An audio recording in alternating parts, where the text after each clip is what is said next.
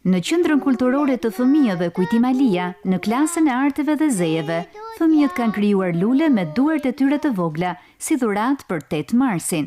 Instruktoria Stella Toska shpreh entuziaste sepse është viti i parë që ajo feston si mësuese. Sot fëmijët po punojnë me temën 8 marsin. Kemi formuar disa lule shumë ngjyrshe për t'i dhuruar mësueseve apo prindërve, sipas dëshirës së fëmijëve. Edhe po bëjmë punëdore, domethënë që shumë ngjyrshe, që t'i përshtatemi edhe festave dhe t'i urojmë mamat me një tub, me një buqet me lule. Edhe unë faktikisht për këtë vit po festoj për herë të parë. Këtë vit ndihem për herë të parë mësuese, edhe ju falenderoj që erdhët. Për mamin. Do ja dhurosh mamin? Po. Çfarë do i thuash mamin?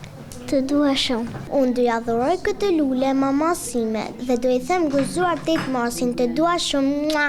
Këtë lule do t'ja dhuroj mamit. Mamit. Çfarë do t'i thuash? Gëzuar 8 marsin. Nanes. E çfarë do t'i thuash?